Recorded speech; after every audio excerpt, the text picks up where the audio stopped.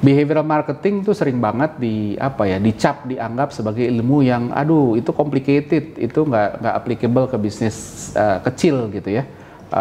Cuma bisa perusahaan besar doang gitu kan, sementara perusahaan kecil tuh nggak relevan pakai ini. Padahal justru sebaliknya, behavioral marketing ini berangkat dari pemahaman manusia, jadi selalu relevan.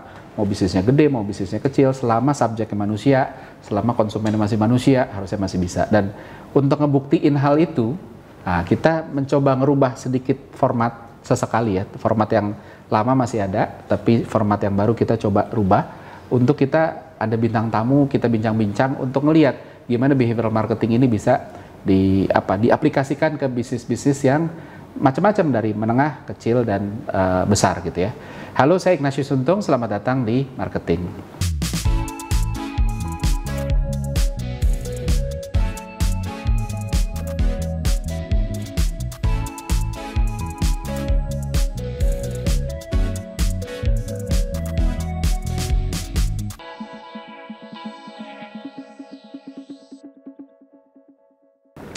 Oke, hari ini kita mau bahas soal bisnis yang highly regulated gitu ya, pengaplikasian behavioral marketing untuk bisnis yang highly regulated. Ini bisnis ini highly regulated, banyak aturan, nggak semua orang bisa. Untuk bisa buka bisnis ini butuh setidaknya ada satu orang yang punya gelar khusus ini gitu ya, karena ada hubungannya sama nyawa manusia. Ironisnya, walaupun banyak diatur, tapi banyak yang running bisnis ini secara tradisional gitu ya.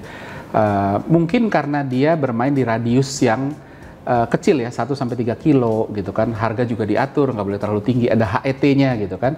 Terus masuk ke kategori retail, nah ini yang menarik nih, makin challenging lagi masuk ke retail, udah diatur masuk ke retail. Retail itu saya pernah punya satu episode kan, bahwa bisnis retail itu salah satu bisnis yang paling challenging gitu ya, karena ada inventory, nggak boleh salah bikin stock projection, kalau nggak nanti jadi kadaluarsa gitu ya. Terus barang yang dijual itu barang yang sama dijual sama toko sebelah karena bukan barang kita gitu ya. Nah, bisnis ini adalah apotik gitu ya. Walaupun bukan bisnis yang seksi buat banyak marketer, tapi banyak ilmu yang sebenarnya universal dan bisa diaplikasikan ke bisnis lain, baik besar ataupun kecil. Nah, tantangannya marketnya tuh segmented banget secara geografis dan pricing banyak bermain. Gitu. Barang yang dijual ya tadi seperti saya udah bilang juga sama dengan yang dijual di toko sebelah. Nah, hari ini kita sudah kedatangan Mbak Yulia dari SwipeRx. Selamat siang, ya, Mbak Yulia. Siang, Pak Untung. Ya, so kita mau ngobrol-ngobrol. Boleh cerita nggak untuk pembuka aja dulu nih, SwipeRx itu apa sih sebenarnya? Oke, jadi SwipeRx itu adalah perusahaan rintisan teknologi. Memang awal mulanya kami itu fokus di komunitas untuk membangun komunitas farmasi. Jadi kalau kita bicara tentang tenaga kefarmasian itu ada tenaga teknis kefarmasian sebutannya atau TTK, lalu ada apoteker. Nah, bedanya itu adalah pada jenjang pendidikannya. Kalau TTK itu biasanya D3 sampai S1. Nah, kalau apoteker tuh yang sudah plus profesi. Jadi ada gelar apotekernya. Jadi kalau dokter tuh kayak udah koas, kalau pengacara tuh kayak udah profesinya, praktek profesinya. Jadi udah advokat. Nah, kita fokus untuk mengadakan continuous professional development pendidikan karena di kami itu selalu ada resertifikasi setiap 5 tahun. Jadi lisensi itu hanya berlaku 5 tahun kayak SIM. Ada kadaluarsanya harus ada masa kadaluarsanya, jadi harus diperpanjang dan itu harus ngumpul namanya satuan kredit. Poinnya. Nah, itu ada masing-masing ini level tuh beda. Kayak TTK itu 25 SKP dan yang apoteker tuh lebih banyak lagi. Nah, dari situ kami berkembang setelah melaksanakan kegiatan edukasi itu kami berkembang juga untuk di bagian pengadaan atau procurement. Supply chain-nya. Yes, betul. Jadi obat-obat yang dijual di apotek-apotek itu disuplai. Iya, kami punya PBF-nya. Jadi kita punya distributornya. Baru ada di 2021 kemarin. Sebelumnya kami seperti marketplace untuk PBF lain. Nah, sekarang kami udah bikin sendiri PBF-nya. Itu jadi kami khusus untuk empower farmasi. Karena memang visinya SwipeRx adalah empower farmasi. Jadi apoteknya itu kita berdayakan dan kami fokus untuk di UKM-UKM. Jadi yang memang apotek stand alone, bukan yang chain farmasi gede itu. Karena biasanya kalau UKM itu kan keterbatasan modal Betul. Terus ada banyak hal-hal yang kayak perlu dibantu untuk supaya dia sustainable. Nah, makanya jadi kami mencoba untuk menjawab kebutuhan dari komunitas yang tadi sudah kami bentuk. Dan itu kami adakan di procurement itu, dan kami berusaha untuk menyediakan dengan harga dan apa sih istilahnya ya, fasilitas atau servis-servis yang bisa membantu keberlangsungan dari si UKM ini. I see. Berarti gitu, penggunanya Swipe RX ini adalah orang-orang yang mau punya apotik. Yes. Jadi pemilik sarana apotik, kalau kita bicara tentang farmasi atau apotik itu ada PSA, pemilik sarana apotik, ada apotekernya, ada tenaga teknis kefarmasian. Oke, I see. Gitu. Oke. Oh, menarik. Nah, saya mau masuk sedikit ke marketing nih kalau gitu. Kita mulai langsung ke marketing. Tadi saya udah singgung nih, apotik itu kan sebenarnya kan bisnis yang apa ya, nearby ya. Maksudnya marketnya kalau saya buka apotik di Kelapa Gading, kan kemungkinan kecil orang dari Pondok Indah beli ke sana kan. Iya. Gitu ya. Terus apa namanya, yang kedua itu adalah harga, karena barang yang dijual itu barangnya perusahaan farmasi, bukan buatan bukan buatan sendiri apoteknya. Which itu dijual juga di apotek sebelah gitu ya. Nah, bener nggak sih sebenarnya bisnis apotek itu bergantung sama dua itu aja? Atau ada lagi apa sih yang penting ketika memasarkan apa namanya apotek ini? Kalau untuk pemasaran, jadi dulu saya pernah pengalaman beberapa tempat ya, jadi pernah di apotek, di rumah sakit juga pernah. Kalau untuk di apotek itu, karena waktu itu saya di apotek plat merah ya, apotek plat merah, kayak ketahuan nih kalau disebut apotek plat merah. Nah itu jadi saya belajar lumayan banyak sih untuk ilmu marketing ini juga. Jadi sebenarnya yang mempengaruhi itu salah satunya juga demografi. Dari apa namanya sekelilingnya. Karena itu akan mempengaruhi strategi pemasaran nantinya. Termasuk barang apa yang disuplai itu tergantung sama itu. Karena obat kan obat yang sama, misalnya obat lambung gitu, itu kan ada grade-nya ya. Betul. Itu termasuk, jadi kita harus ngerti dulu. Jadi biasanya kami itu kalau waktu dulu pengalaman saya itu suka harus keliling dulu di sekitar apotek yang akan menjadi apotek kita gitu, atau misalnya apotek yang memang udah baru, apalagi itu harus ada visibility study kan. Sama lah ya kayak bisnis-bisnis yang lain. Kayak gitu, jadi survei dulu, mencari tahu demografinya, karena emang nggak cuman geografis aja, tapi demografinya mempengaruhi, karena biasanya kami itu mengadakan pembelian obat-obatan itu berdasarkan dari pola konsumsi di sekitar. Gitu. Jadi emang demografi itu kayak misalnya di situ banyaknya lansia, pasti obat-obatannya akan lebih banyak obat-obatan kronik gitu. Atau obat-obatan yang biasa lah ya untuk yang usianya lanjut gitu kan. Kalau yang misalnya lebih banyak couples gitu kan, atau yang pengantin baru gitu kan, biasanya mungkin obat-obatan yang mempengaruhi kesuburan atau bahkan untuk kontrasepsi itu beda. Jadi memang demografi juga mempengaruhi, terus pola perilakunya juga. Berarti gitu. Kalau saya bukan sebagai orang apotek ya, tadinya tuh mikir tuh semua apotek itu udah punya list kayak ini barangnya ini dan semua apotek ada. Kalau ini ternyata enggak ya? Enggak. Tergantung segmennya.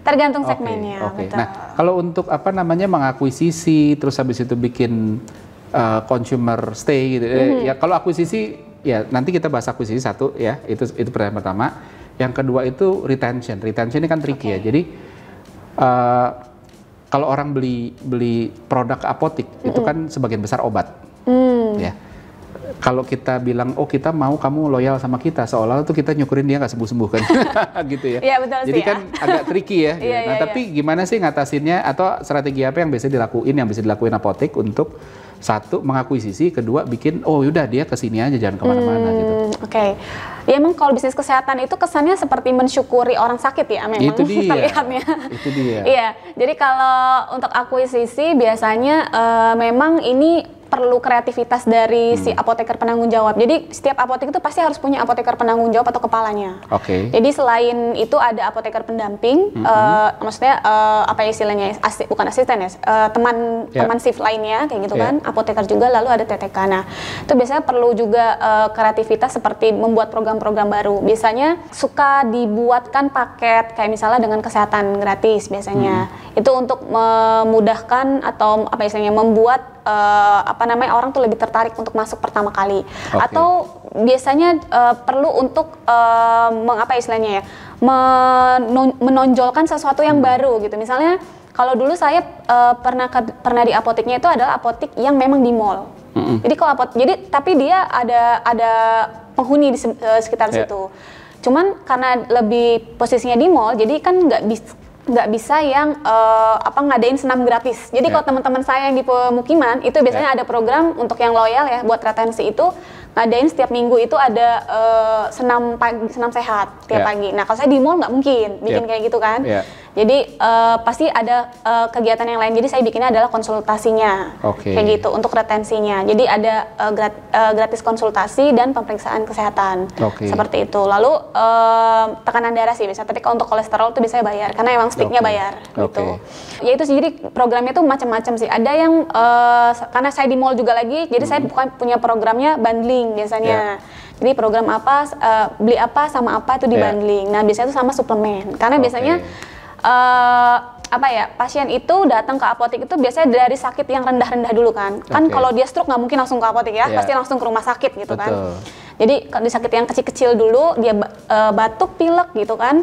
Nah itu biasanya akan saya bundling dengan suplemen, kayak gitu. Misalnya kayak nyarinya obat flu kayak gitu kan. Nah obat flu berarti ibu perlu vitamin C nih gitu, ditambahin. Jadi mereka merasa apa istilahnya, diberikan perhatian lebih gitu, karena diberikan rekomendasi lebih baik dibanding ketika mereka datang ke apotek lainnya. Karena kalau ada banyak di teman sejawat saya, ketika ada pasien datang itu hanya dipenuhi sesuai apa yang dia minta. Tapi gitu. sorry, apoteker tuh boleh nggak sih, misalnya gini ya, saya dapat obat dari dokter gitu ya, tapi obat itu kan sebenarnya bukan satu-satunya. Betul. Ya kan, obat lambung aja itu ada macam-macam. Gitu iya, kan? benar. Gitu. Bahkan satu merek aja, pantoprazol aja yang bikin ada banyak, gitu betul. kan.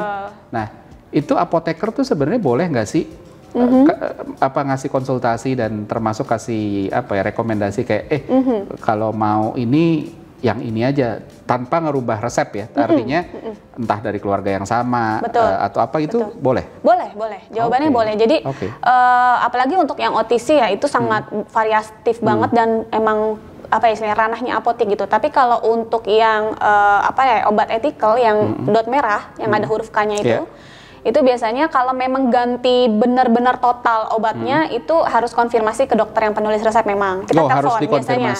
Kalau yang ganti total ya, maksudnya kayak obat lambung itu kan ada yang kerjanya misalnya dia H2 blocker, terus ada yang PPI gitu ya. Cara kerjanya agak sedikit berbeda gitu kan. Itu harus konsultasi. Tapi kalau masih satu golongan sama biasanya boleh. Kalau sama-sama PPI, lansoprazol, pantoprazol itu boleh? Yes, betul. Gitu. Biasanya hampir diperbolehkan karena cara mekanismenya sama kayak gitu. Terus apalagi kalau ganti merek doang kan, karena ya udah gitu. Boleh-boleh aja sebenarnya. Nah terakhir nih, sekarang kan balik lagi ini kan sebenarnya juga health tech ya. Tapi sekarang juga banyak health tech yang nawarin jasa atau layanan apotek online juga nih. Awalnya kan cuma konsultasi dokter online gitu ya. Terus habis itu sekarang juga banyak sampai bisa beli obat online dan sebagainya. Nah gimana SwiperX ini menghadapi tantangan ini? Kalau dari kami sih SwiperX itu memang fokusnya di B2B-nya ya Pak ya. B2B. Jadi kita tidak ke konsumennya langsung karena itu tadi kami istilahnya ya, visinya itu adalah kolaborasi. Jadi biarlah yang ke konsumen itu adalah apotekernya gitu, karena kami ingin memberdayakan komunitas kami. Yang kami support adalah di bagian B2B-nya itu. Menjawab si apotek online ini memang itu harus harus diadaptasi ya, karena nggak mungkin kita menolak perubahan teknologi itu kan.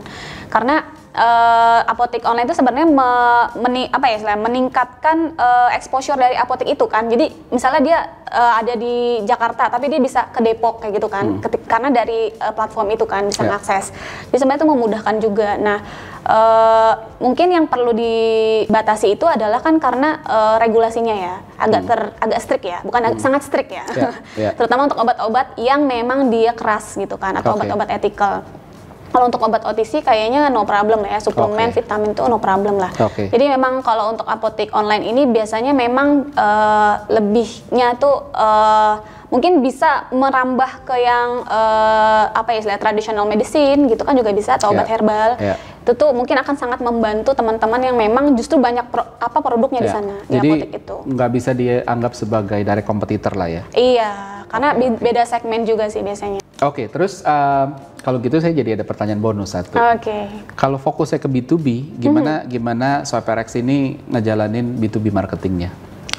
Jadi kami itu biasanya menyediakan kegiatan-kegiatan yang akan membantu meningkatkan knowledge-nya si profesionalnya. Karena tadi kita visinya adalah empower farmasi gitu kan. Jadi si apoteknya termasuk orang-orang yang ada di dalamnya SDM-nya gitu. Makanya kita punya program-program ada Swipepreneur yang isinya juga ngebahas sama cara untuk branding apotek, lalu tentang bagaimana merchandising menata layout produk, karena kan itu mempengaruhi juga ya. Karena itu tadi saya juga dapat ilmu marketing, ternyata eye level itu mempengaruhi psikologi pembeli untuk membeli ya Pak ya.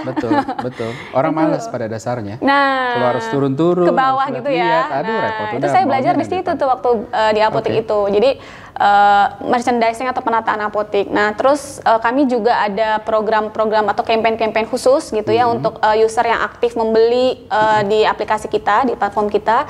Jadi kan lumayan ya untuk membantu cash flow-nya mereka juga kayak gitu kan.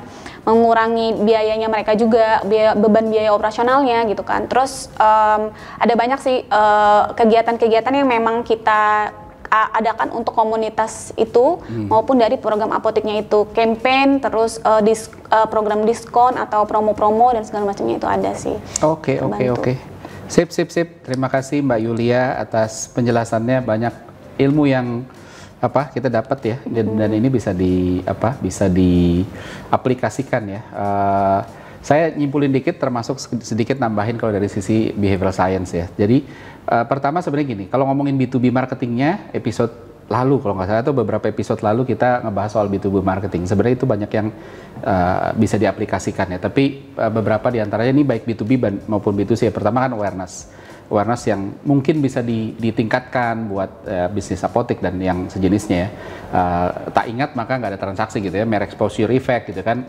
Gimana caranya orang tahu ada apotek ini, bahkan jadi top of mind gitu kan, kecenderungan untuk milih yang familiar, itu kan sebenarnya mere exposure effect ya. Nah, yang bisa dilakukan satu, consumer database. Consumer database-nya nih ya kita harus jaga, harus selalu yang beli kalau bisa kita dapat kontaknya, sehingga kita bisa WhatsApp blast, bisa kirim katalog produk diskon, barang-barang OTC ya tentunya, bukan ethical ya. Kalau ethical kan ada aturannya. Terus habis itu yang kedua physical cues gitu kan, bikin environment yang bagus untuk bangun persepsi positif ya.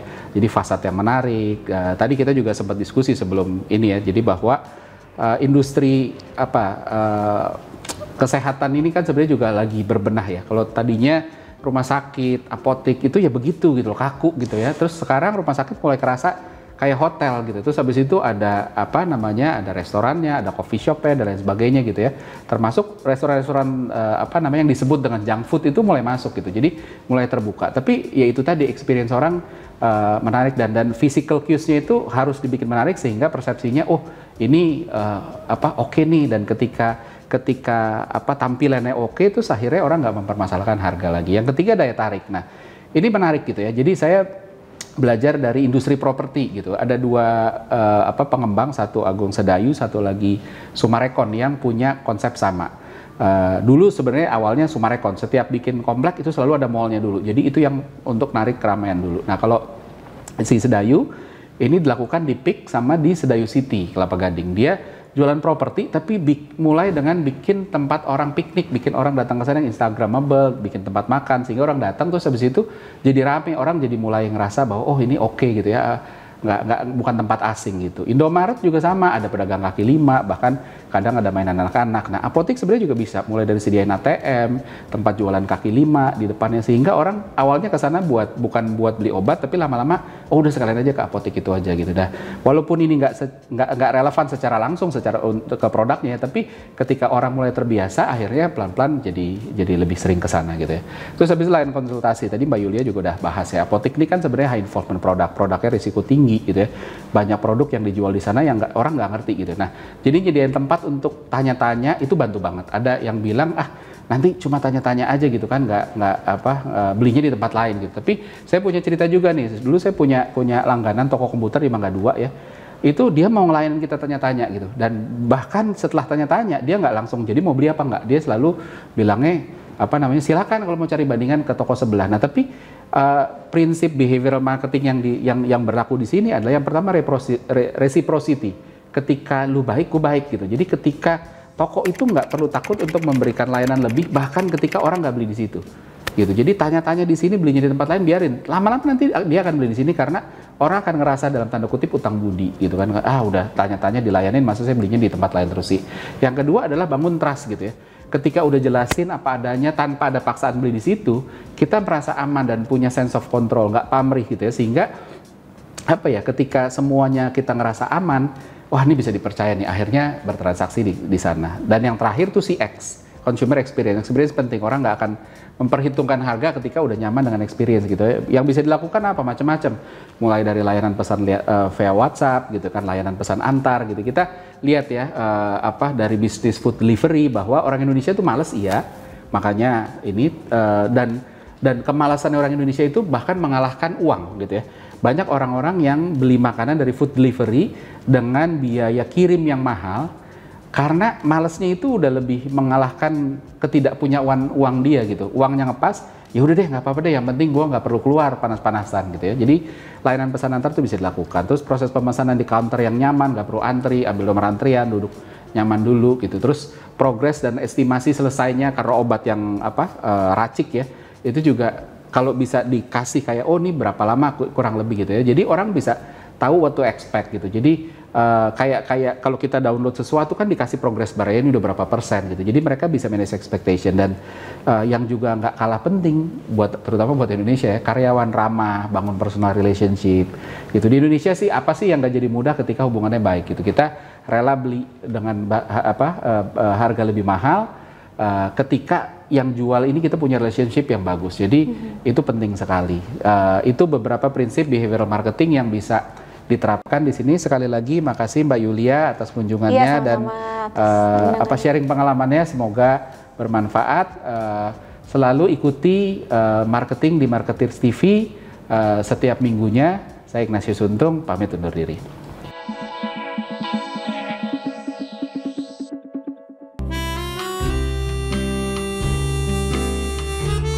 Gimana? Seru-seru kan videonya? Kalau suka, jangan lupa komen dan like ya. Masih banyak juga nih video-video yang keren-keren lainnya, gitu kan? Dan jangan lupa subscribe juga Marketers TV di sini nih.